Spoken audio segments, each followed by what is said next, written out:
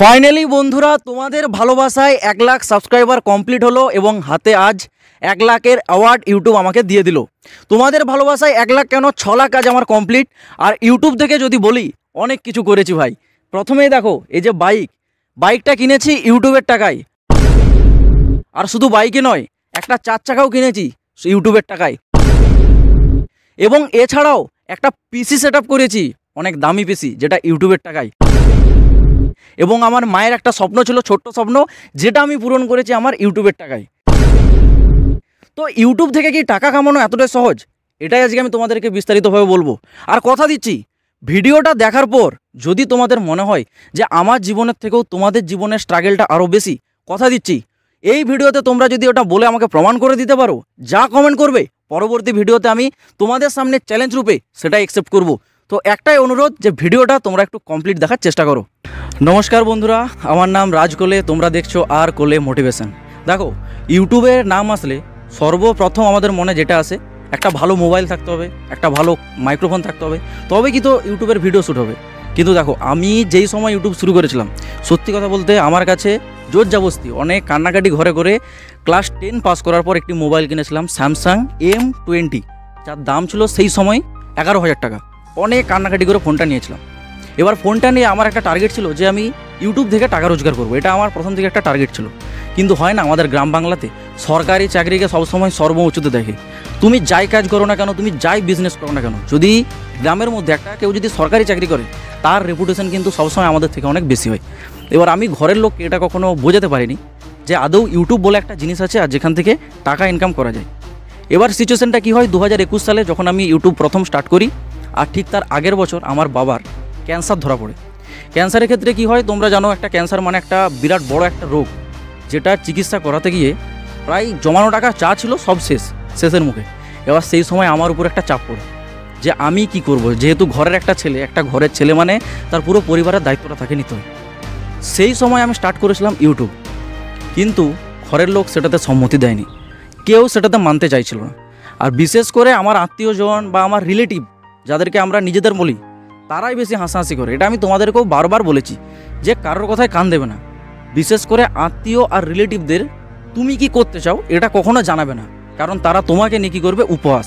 আমারও হয়েছে, অনেক উপহাস হয়েছে ভাই। আমি যখন ইউটিউব করতাম কথাই বলতে পারতাম না, ঠিক আছে, এটা তো আমার নেক্সট চ্যানেল, এর আগে আমার একটা চ্যানেল আছে, সেই চ্যানেলটাতে আমার বর্তমানে প্রায় 93,000 সাবস্ক্রাইবার। কিন্তু যখন আমি স্টার্ট করি তখন কেউ আমাকে গুরুত্ব দেয়নি। আমি যখন ভিডিওটা প্রথম শুরু করেছিলাম সেই চ্যানেলে, ভাই আমি কথাই বলতে পারতাম না, সিরিয়াসলি। আমি ক্যামেরার সামনে তো আসা দূরের কথা, আমি ভয়েসই রেকর্ড করতে পারতাম না, লজ্জা লাগতো। তখন আমি ভয়েস ওভার ভিডিও বানাতাম। এবার ভয়েস ওভার ভিডিও বানাতাম কীরকম করে, ঘরের চারিদিক বন্ধ, দরজা জানালা বন্ধ, তাও লজ্জা লাগতো, কীভাবে বানাবো। ঘরে যখন কেউ থাকতো না তখন ঘরের ভিতর করতাম, আর যদি ঘরের ভিতর কেউ থাকতো চলে যেতাম বাড়ির ছাদে, সেখানে গিয়ে লুকিয়ে লুকিয়ে শ্যুট করতাম। এবার কী হতো, আমার বাড়ির আশেপাশের লোক ছাদে যখন আমি যেতাম দেখতো, ভাবতো আরে ছেলেটা কী করছে, পাগল টাগল, কি একা একা নিজের মতো ফোনের দিকে তাকিয়ে বকছে। এটা সবাই প্রায়শই আমাকে বলতো, বিশেষ করে আমার ঘরের লোকই বলতো, কী রে দরজা বন্ধ রে কী করছিস। তখন একটা জিনিস ট্রেন্ড ছিল টিকটকে তখন প্রচুর সব নাচানাচি করতো, সবাই আমাকে ওটা বলতো, কী রে টিকটকে নাচানাচি করছিস। কেউ তো জানে না যে ইউটিউবটা অ্যাকচুয়ালি কী, ইউটিউব থেকে আদৌ টাকা রোজগার হয় কিনা। তো যাই হোক, প্রায় 6 মাস পর আমি ইউটিউব থেকে কিন্তু প্রথম একটা টাকা পাই, যে টাকাটা আমি মাকে দেখিয়েছিলাম যে মা ইউটিউব থেকেও টাকা পাওয়া যায়। কিন্তু তাও ওই যে একটা ট্রাস্ট, একটা যে ভরসা, ওই ভরসাটা আসছিল না। কেন আসছিল না? কারণ আমার সে একটা স্টুডেন্ট লাইফ, সেখানে আমি পড়াশুনো যদি করি একটা চাকরি হবে, এটা একটা সবার আশা ছিল। কিন্তু বর্তমান অবস্থা তো চাকরির কী অবস্থা সেটা আমরা সবাই জানি। তো যাই হোক, ওই বিষয়টাতে আমরা যাব না। সেই সময় কেউ মেনে নিচ্ছিল না যে আমি ইউটিউব করি বা ইউটিউব থেকে আমার লাইফটা সিকিওর হবে। 1 বছর পর আবার সেকেন্ড পেমেন্ট, মানে আমি বছরে 2টা পেমেন্ট তুলেছিলাম সেই চ্যানেলটা থেকে। সেখান থেকে যখন সেকেন্ড পেমেন্ট আমি নিই, তখন আমার সাবস্ক্রাইবার ছিল 20,000, মানে 1 বছরে আমি টোটাল 20,000 সাবস্ক্রাইবার করতে পেরেছি।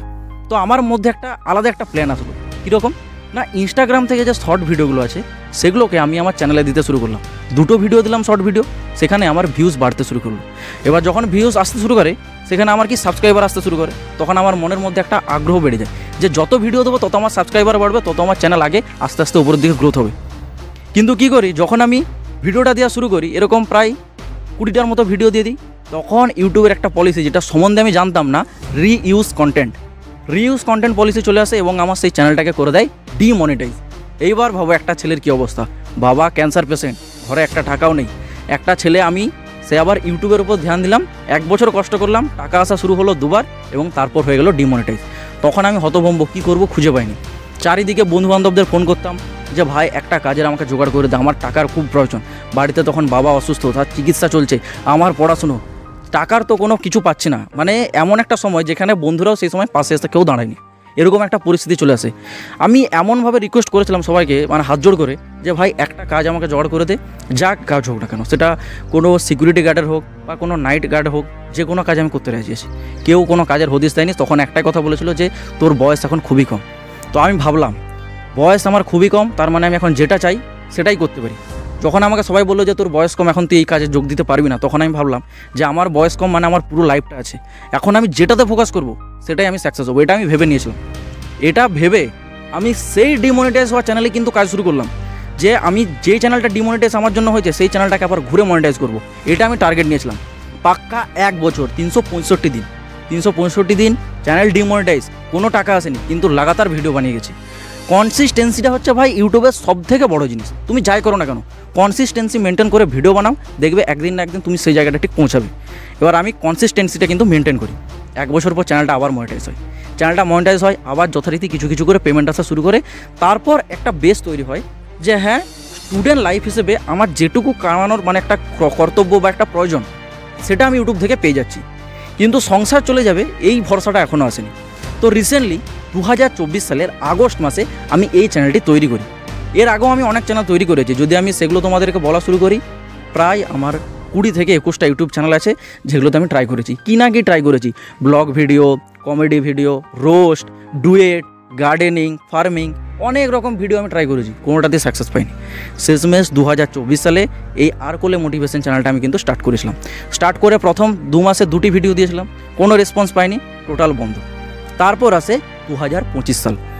2025 সালে কিন্তু আমার একটা বন্ধু ঠিক এই ধরনের একটা মোটিভেশনাল ভিডিও দিয়েছিল, আমার প্রিয় বন্ধু। এবার তারটা দেখে আমার একটা মনে আগ্রহ জেগেছিল যে হ্যাঁ, এই মোটিভেশনাল ভিডিওটা আমাদের বাংলাতে চলতে পারে, কিন্তু কারণ বাংলাতে কম্পিটিশন খুবই কম। যে বলে না, গাড়ি চালাতে জানো ঠিকই আছে, কোনো সমস্যা নেই, কিন্তু সঠিক সময় তার গিয়ারটা চেঞ্জ করতে হয়, নাহলে কিন্তু গাড়ি নিয়ে পড়ে যেতে পারো। তো সেটাকেই আমি ফলো করলাম যে ওই জিনিসটাকেই আমি ভিডিও বানাবো, আমি আমার মতো বানাবো, আর কনসিস্টেন্সি মেনটেন রাখবো। সেই দিন থেকে জানুয়ারি থেকে আমি কিন্তু স্টার্ট করলাম, এবং জানুয়ারির শেষে গিয়ে আমার 1 লাখ, মানে 1 মাসের মধ্যে 1 লাখ সাবস্ক্রাইবার কমপ্লিট হয়। ঠিক তার পরের মাসে টোটাল আমার 3 লাখ সাবস্ক্রাইবার, মানে 2 মাসের মধ্যে আমি এই চ্যানেলে তোমাদের ভালোবাসায় 3 লাখ সাবস্ক্রাইবার অ্যাচিভমেন্ট করেছি। এবং বর্তমানে এই মার্চ মাসে গিয়ে দাঁড়িয়ে তোমাদের ভালোবাসায় প্রায় আমার 6,30,000 সাবস্ক্রাইবার কমপ্লিট হয়ে গেছে তোমাদের জন্য। ঠিক আছে, তো এর জন্য সর্বপ্রথম তোমাদের সকলকে জানাই ধন্যবাদ যে তোমরা এত বড় একটা অ্যাচিভমেন্ট আমাকে কমপ্লিট করিয়েছো। দেখো, এখন যদি বর্তমানের পরিস্থিতি বলি, খুব একটা ভালো না, খুব একটা খারাপ না। বাস্তব কথা বলে দিচ্ছি, ইউটিউবে ভাই অনেক টাকা রয়েছে, ঠিক আছে। আর যারা বলো যে ভালো ফোন ছাড়া ভিডিও হবে না, ভাই আমি যে বর্তমানে ফোনটায় ভিডিও করছি, এটা একটা 16,000 টাকার ফোন, রিয়েলমি 8।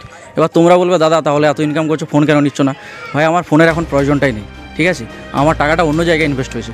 এরপর থেকে তোমরা যদি চাও যে তোমরা ইউটিউবে বসে আর্নিং করবে, তাহলে ভাই আমাকে কমেন্টে জানাও।